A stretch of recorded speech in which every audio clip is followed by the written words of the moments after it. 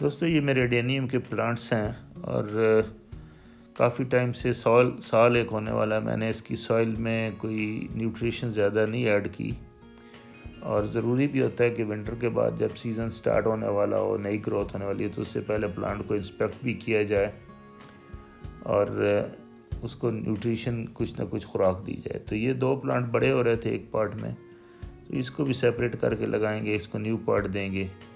और इनकी सॉइल हमने काफ़ी निकाल ली है रूट्स के नीचे तक, और यही सॉइल हम इसको रिफ़्रेश करके दोबारा देंगे और इसमें क्या क्या ऐड करेंगे वो भी आपको दिखाएंगे। और भी कुछ काम हमने किए हैं, मैं आपको जो हमारे प्लांट्स हैं जिन पे फ्लावरिंग आई है वो भी दिखाऊंगा। तो ये सॉइल में हमने जो ऐड किया है ये काऊ डंग है, ये राइस हस्क है, इसमें 50% पॉइंट है, लीफ कंपोस्ट है और नीम खली है। तो ये सॉइल में मिक्स करेंगे। ये हमने क्यों वो यूज़ किया, क्योंकि ये ऑलरेडी इसमें ये चीज़ें मिक्स हैं प्रीवियसली। तो चूँकि उसकी पावर ख़त्म हो गई होगी, अभी उसमें न्यूट्रिशन कम हो गई है, तो इसको ये ऐड करके हम न्यूट्रिशन दोबारा बहाल करेंगे।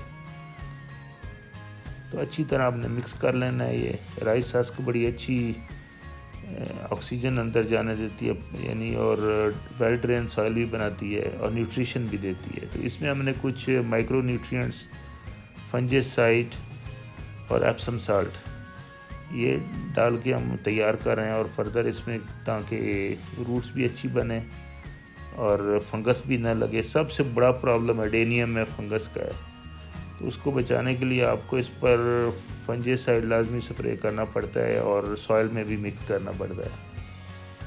तो ये थोड़ा सा एप्सम साल्ट, फिर फंजीसाइड, और उसमें काफ़ी माइक्रो न्यूट्रिएंट्स हैं।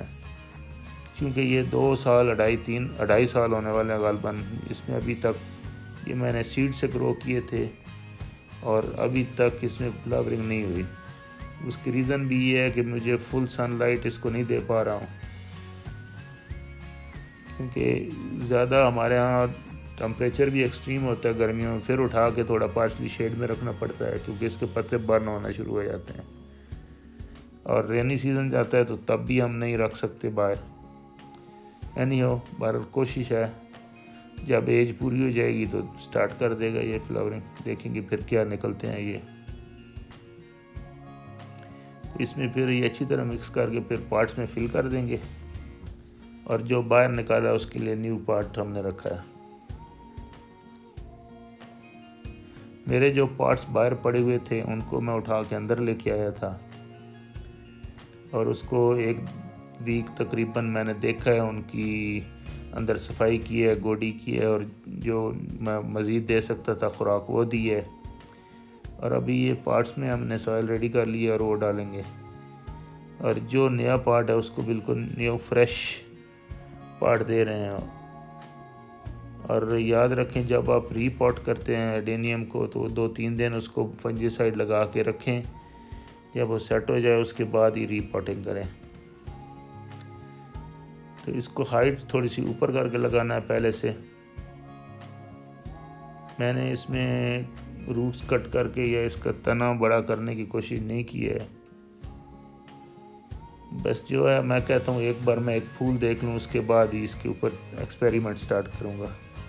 ये पीछे देख रहे हैं आप, बहुत सारे मेरे पार्ट्स रेडी हैं, बहुत ही मतलब भरे हुए हैं उसके सीड पॉट से। तो हर पॉट में हमने अलग अलग लगाया था। ये इतनी सॉफ्ट सॉइल है कि इसको थोड़ा प्रेस करके हमें रखना पड़ रहा है प्लांट को होल्ड करने के लिए। अब इसको पानी दे के रख देंगे। उसके अलावा मेरे ये फूल खिले हैं, ये एस्टर, बहुत ही खूबसूरत फूल है इसका, ड्वार्फ वैरायटी है। उसके बाद ये आइस प्लांट है, इसके काफ़ी कलर हैं, बहुत ही खूबसूरत ये फूल हैं इसके।